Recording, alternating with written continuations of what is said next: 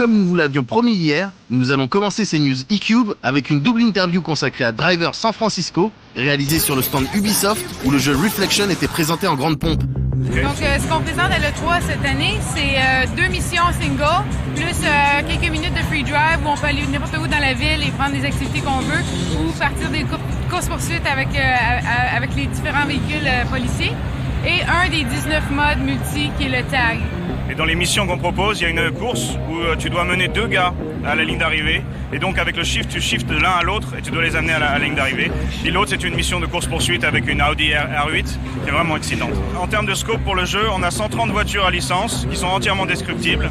Pour la taille de la ville, toi, quelque chose comme 120 km de route, 130 activités dans la ville qui n'ont rien à rapport avec les missions et 56 missions pour faire juste les critical path du début à la fin.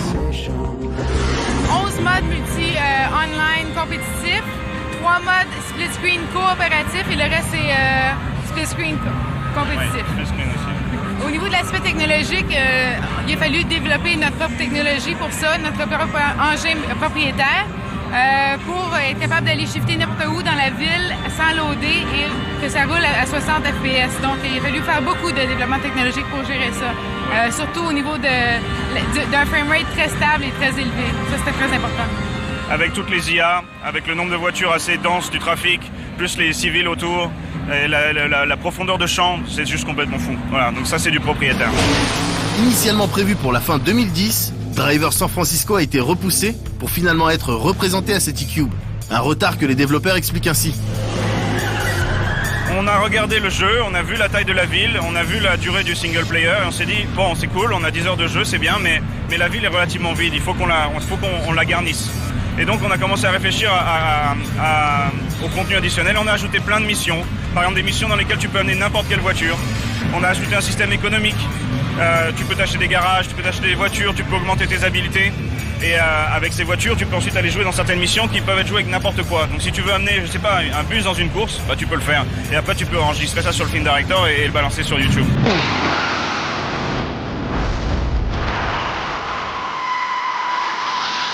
Driver San Francisco se distingue de ses prédécesseurs par l'ajout de nouveaux pouvoirs, dont le fameux shift qui permet de passer d'un véhicule à un autre en pleine course.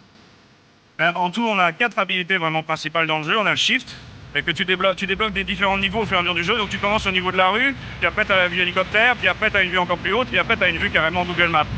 Tu as ça. Ensuite tu as le boost, tu maintiens le stick vers le haut de direction, et à ce moment-là tu vas commencer à booster.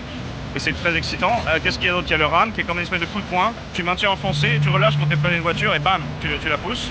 Et le dernier, c'est le rapid shift qui permet de sauter d'une voiture partenaire à l'autre. Donc si par exemple tu es dans une course-poursuite, tu poursuis un méchant et tu as plusieurs voitures de flics et tu fais une connerie avec une des voitures, tu appuies sur rapid shift, bam, tu es dans l'autre qui est plus proche de l'action. Mais le jeu intègre aussi pas mal de contenu à débloquer, comme les Movie Challenge, qui renvoient à des courses-poursuites en voiture mythiques du cinéma. On a des collectibles partout dans la ville. Quand on en a reçu 10, on va développer un des challenges qui sont basés sur un film. Donc, c'est des films qui sont très inspirés. Ils sont pas nommés. Il faut deviner ça vient de où. Les couleurs, la musique qui est inspirée et évidemment les voitures qui sont inspirées de ces courses-poursuites-là. Ça ressemble à beaucoup de choses qu'on a tous vues dans notre enfance, vraiment. Des films avec Burt Reynolds, des films avec John Belushi, il y en a plein. Après, ce qui est vraiment intéressant, on a vraiment mis beaucoup d'amour dans ces petites choses. La BO ressemble à celle du film original, la mood ressemble à la photographie du film, le trafic, les voitures correspondent à l'ère. Donc si c'est dans les 70s, c'est les voitures des 70s, si c'est dans les années 80, c'est les voitures des années 80. Ouais, c'est des petits nuggets, on a vraiment essayé de faire quelque chose de cool. Et les habilités sont bloquées, le shift est bloqué, donc c'est vraiment un retour aux sources aussi en termes de driver. C'est vraiment super cool de se retrouver ici et d'avoir la reconnaissance du public parce que les gens adorent. On a les gars de Forza qui viennent nous voir, on a les gars de Criterion, on a un cascadeur d'Hollywood qui a joué au jeu, j'hallucinais sur ses skills. Après j'ai dit mais comment tu fais? Il me fait ah bah votre jeu, j'ai jamais vu un jeu qui avait autant nailé la conduite. Et je suis cascadeur à Hollywood et top. Donc c'est cool de recevoir ces feedbacks, c'est vraiment chouette. Après pour la fin du projet, Moi, je suis triste, j'ai pas eu le temps de finir tout ce que je voulais. J'en voulais toujours plus. Ça a été un des plus grands défis du développement de ce jeu-là, c'est qu'on n'a jamais dit non à aucun des demandes des designers. Ça a pris du temps, mais il est pacté full de belles choses J'ai maintenant. fini par dire non. I've driven the streets of 100 cities to catch criminals. But Jericho is a different beast. I've always sworn I'd drive to hell and back to take him down. Looks like I just got my chance.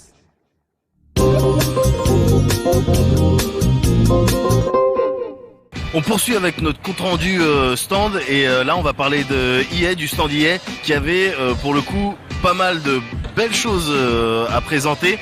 Moi j'ai eu l'occasion de tâter un peu de Battlefield 3. Alors j'en ai eu plein la gueule, ma gueule a été par terre. Voilà.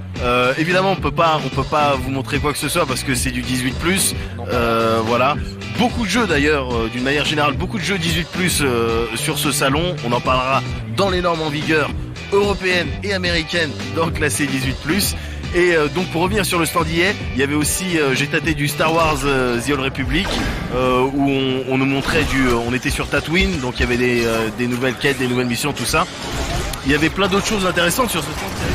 Moi j'ai pu essayer Need for Speed The Run, donc bon, je suis encore un petit peu sceptique parce que tout simplement ça a l'air extrêmement assisté, donc c'est vraiment de la course poursuite à la hollywoodienne, donc ça arrête pas, il y a du rythme tout le temps, t'es pourchassé par un hélicoptère, t'as tout qui pète, t'as la caméra qui s'éloigne à certains moments, ensuite t'as les grosses phases du QTE où tu sors de la voiture et là tu dois appuyer sur les bons boutons pour faire en sorte que le personnage puisse par exemple s'échapper de sa voiture avant qu'elle soit écrasée par un train, ce genre de choses. Il y avait également pas mal de jeux de sport évidemment. C'est EA, donc on avait du Madden qui était présenté, on avait du FIFA 12 qui était jouable sur 3DS, qui était jouable sur console de salon. On avait également quoi d'autre, on avait SSX qui était présenté mais en bien closed doors. Donc là de toute façon on verra ça avec les petits trailers juste derrière. Et puis pas mal de Sims, mais ça on s'en fout. Donc on va voir tout de suite du trailer. Electronic Arts exhibait à CityCube le dernier volet en date de la série des Need for Speed baptisé The Run. Déjà dévoilé lors de la conférence EA par Jason DeLong, un producteur exécutif de Black Box Studio, NFS The Run était également jouable sur le stand. L'occasion pour nous de passer un peu de temps sur cette démo afin de savoir si l'ensemble était aussi enthousiasmant que ce que l'on nous a présenté. Et malheureusement, cette démo a soulevé pas mal d'inquiétudes. À commencer par les phases d'action hors d'un véhicule. En effet, à l'instar d'un Driver 3, il vous sera demandé par moment de sortir de votre caisse afin de continuer votre fuite. Simplement, l'ensemble se résume à du matraquage de boutons et à des QTE ultra timides qui n'ajoutent finalement pas grand chose à l'expérience. Les phases de conduite quant à elles restaient plutôt carrées et intenses, ce qui est, vous en conviendrez, la moindre des choses pour un Need for Speed. On espère maintenant que ces passages hors de la voiture ne viendront pas pourrir un titre qui semble avoir pas mal de choses à proposer, notamment en termes de compétition grâce au système d'autologue visiblement similaire au volet Hot Pursuit.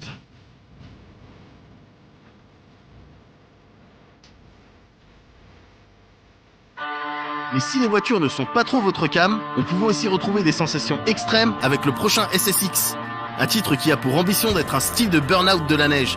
Outre la dimension catastrophe naturelle que les joueurs pourront déclencher, le jeu propose des environnements qui, pour le coup, collent de manière assez bluffante à la réalité. On pourra ainsi se faire plaisir sur de grandes chaînes de montagnes ou des grands monts, avec dans un coin de notre tête le slogan de ce prochain SSX. Trick it, survive it, race it.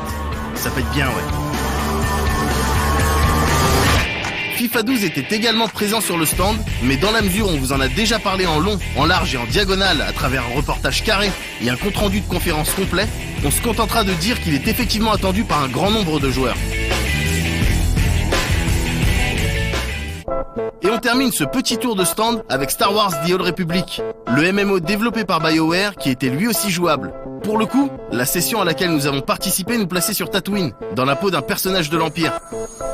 L'occasion pour nous de constater l'immensité de la planète désertique, mais aussi de se faire plaisir sur nos speeders à une place. Le personnage de haut level que l'on incarnait était armé de 2 blasters et possédait une quantité plutôt sympathique de skills, comprenant tout un tas d'attaques spéciales à distance, ainsi que des buffs en tout genre. On a également pu découvrir les compagnons, ces personnages qui vous escortent et qui se révèlent bien utiles lorsque la situation tourne cacao. Bref, une session de jeu plutôt intéressante qui laisse augurer du meilleur quant à cette production qui semble complète mais qui n'a à ce jour toujours pas de date de sortie. Mais la violence positive du stand EA se situait physiquement et principalement du côté de Battlefield 3. Simplement ça, on n'a pas le droit de vous en parler ici. On vous invite donc à suivre le prochain Classé 18+, dans lequel on reviendra évidemment dessus dans les normes en vigueur.